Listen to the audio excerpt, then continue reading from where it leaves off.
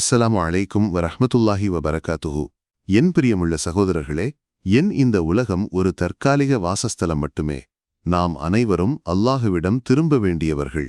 ஒவ்வொரு ஆத்மாவும் மரணத்தை ருசிக்கும் என்று புனித குர்ஆன் நம்மை நினைவூட்டுகிறது. பிறப்பும் மரணமும் அல்லாஹ்வின் தீர்மானம். ஒரு விசுவாசியை பொறுத்தவரை வாழ்க்கையில் மிகப்பெரிய பிரார்த்தனையும் ஆசையும் ஹுஸ்னுல் காத்திமா, அதாவது நல்லொரு முடிவு கிடைப்பது. ஈமானுடன் அல்லாஹ்வின் திருப்தியில் இந்த உலகத்துடன் விடைபெற முடிவது போன்ற அதிர்ஷ்டம் வேறில்லை. ஒருவர் இறந்த பிறகு அவரது முடிவு நல்லதாக இருந்ததா என்று நம்மால் உறுதியாகச் சொல்ல முடியாது. காரணம், சோதனை உலகத்திலிருந்து விடைபெற்று பரலோக உலகத்திற்கு நுழைந்த அந்த நபரின் நிலையை பற்றிய உண்மையான அறிவு அல்லாஹ்வுக்கு மட்டுமே. ஆனால் கருணையுள்ள அல்லாஹ் இறந்த நபரின் உறவினர்களுக்கும் நண்பர்களுக்கும் சமாதானமும் நம்பிக்கையும் அளிக்கும் சில அடையாளங்களை காட்டுவார். நம்முடைய பிரியமுள்ள நபி முஹம்மது நபி ஸல்லல்லாஹு அலைஹி வஸல்லம் அவர்களின் ஹதீஸ்கள் மூலம் அத்தகைய சில அறிகுறிகளை நம்மை கற்றுக் கொடுத்துள்ளார்கள். ஒரு விசுவாசியின் நல்ல மரணத்தை குறிக்கும் ஹதீஸ்களிலும் பண்டிதர்களின் விளக்கங்களிலும் வந்த 3 முக்கிய அடையாளங்களைப் பற்றியே இன்று நாம் பேசுகிறோம். அதில் முதலாவது அடையாளம் இறக்கும் நேரத்தில் அந்த நபரின் நெற்றி வியர்ப்பது. இது மிகவும் வலுவானதும் ஹதீஸில் தெளிவாக குறிப்பிடப்பட்டதுமான ஒரு அறிகுறி. மகத்தான சஹாபி புரைதா இப்னுல் ஹுசைப் ரதியல்லாஹு அன்ஹு அறிவிக்கும் ஒரு ஹதீஸில் இவ்வாறு காணலாம். அவர் கூறினார், முஹம்மது நபி ஸல்லல்லாஹு அலைஹி வஸல்லம் இவ்வாறு கூறுவதை நான் கேட்டுள்ளேன். ஒரு முஃமினின் மரணம் அவனது நெற்றி வியர்த்து கொண்டே இருக்கும். இந்த நெற்றி வியர்ப்பது என்றால் என்ன என்ற அர்த்தம்? பண்டிதர்கள் இதற்கு அழகான ஒரு விளக்கம் அளிக்கின்றனர். ஒரு விசுவாசியான மனிதனின் ரூஹ், அதாவது ஆத்மா, இந்த உடலிலிருந்து பிரியும் நேரம் மலக்குகள் அந்த ஆத்மாவை அல்லாஹ்வின் சமூகத்திற்கு கொண்டு செல்ல வரும். அந்த நேரத்தில் தனது சிருஷ்டிகர்த்தாவானதான் இவ்வளவு காலம் வணங்கிய அல்லாஹ்வை சந்திக்கப் போகிறோம் என்ற உணர்வில் அந்த ஆத்மாவுக்கு ஒருகையாதாவது வெட்கம் அனுபவமாகும். அது பயத்தால் வரும் வெட்கமல்ல, மாறாக அன்பும் மரியாதையும் தாழ்மையும் கலந்த ஒரு வகை வெட்கம். தனது ரப்பின் முன்னால் நிற்கப் போகும் அந்த நிலையின் உடல் ரீதியான பிரதிபலிப்பே நெற்றியில் வியர்க்கும் வியர்வை துளிகள். ஒரு நிமிடம் சிந்தித்து பாருங்கள். அறையில் நல்ல குளிர்ச்சி இருக்கலாம், ஏர் கண்டிஷனர் இயங்கிக் கொண்டிருக்கலாம், அல்லது பனிக்காலமாக இருக்கலாம். அத்தகைய சூழலிலும் நெற்றியில் வியர்வை தெரிந்தால் அது அல்லாஹ்விடமிருந்து ஒரு தெளிவான அடையாளம். அந்த ரூஹ் அல்லாஹ்வின் மகிழ்ச்சியுடன் பிரிந்தது என்பதற்கான மகிழ்ச்சி செய்தி.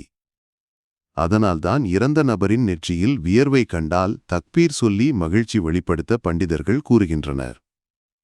அதை பார்க்கும் குடும்பத்திற்கு கிடைக்கும் ஆறுதல் எவ்வளவு பெரியது! இப்போது இரண்டாவது அடையாளத்திற்கு வரலாம். இறந்த நபரின் மூக்கின் துவாரங்கள் சற்று விரிந்து திறந்திருப்பதை பார்ப்பது ஒரு நல்ல அறிகுறியாக கணக்கிடப்படுகிறது.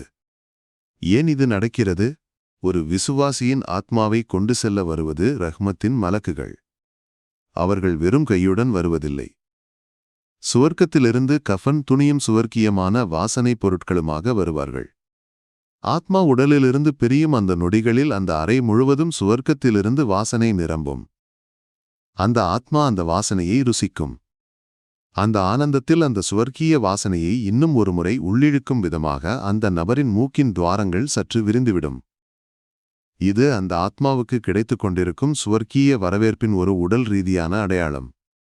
ஆனால் ஒரு விஷயத்தை கவனிக்க வேண்டும். மிகவும் வயதானவர்களிலோ அல்லது முகத்தில் ஏதேனும் காயங்கள் ஏற்பட்டவர்களிலோ இந்த அறிகுறி தெளிவாக தெரிய வேண்டியதில்லை. அதனால் இந்த அடையாளம் தெரியவில்லை என்று கவலைப்பட வேண்டாம்.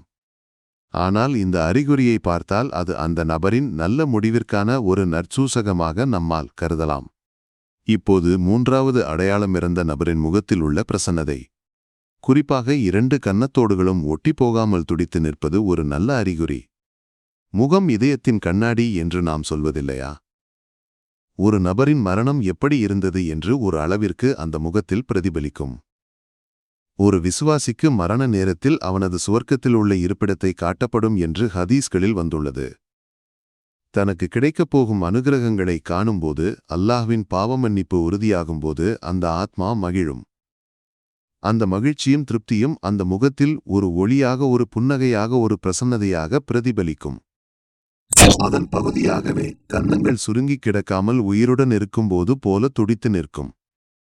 முகம் கருப்பாக இருப்பது விகாரமாக போவதற்கு பதிலாக சமாதானத்துடன் உறங்குவது போன்ற ஒரு பாவமாக இருக்கும் அந்த முகத்தில் நம்மால் பார்க்க முடியும். பற்கள் கொட்டிப்போன வயதானவர்களில் இயல்பாகவே கன்னங்கள் ஒட்டியிருக்கும், அதை நாம் தனியாக புரிந்து கொள்ள வேண்டும். ஆனால் அப்படி அல்லாதவர்களில் முகத்தில் தெரியும் இந்த பிரசன்னதையும் கன்னங்களில் உள்ள துடிப்பும் ஆத்மா மகிழ்ச்சியுடன் பிரிந்தது என்பதற்கான சூசனை. பிரியமுள்ளவர்களே, இந்த கூறிய 3 அடையாளங்கள் நெற்றி வியர்ப்பது, மூக்கின் துவாரங்கள் விரிவது, முகத்தில் பிரசன்னதையும் கன்னங்களில் துடிப்பும் இருப்பது இவை அனைத்தும் அல்லாஹு அவனது விருப்பமுள்ள அடியார்களுக்கு அளிக்கும் மகிழ்ச்சி செய்திகள். பின்னால் உயிருடன் இருப்பவர்களுக்கு சமாதானமடையவும் தங்களது பிரியமுள்ளவர் அல்லாஹ்விடம் நல்ல நிலையில் இருக்கிறார் என்று நம்பிக்கை கொள்ளவும் வேண்டிய அடையாளங்கள் இவை. இதை பார்க்கும்போது அந்த மையத்திற்காக அதிக நம்பிக்கையுடன் பிரார்த்தனை செய்ய நமக்கு முடியும். ஆனால் இந்த அடையாளங்களை பார்த்ததால் ஒருவர் சுவர்க்கத்தில் இருக்கிறார் என்றோ, பார்க்காததால் நரகத்தில் இருக்கிறார் என்றோ நம்மால் ஒருபோதும் உறுதியாகச் சொல்ல முடியாது. அந்தரங்க காரியங்களை அறிந்தவன் அல்லாஹு மட்டுமே.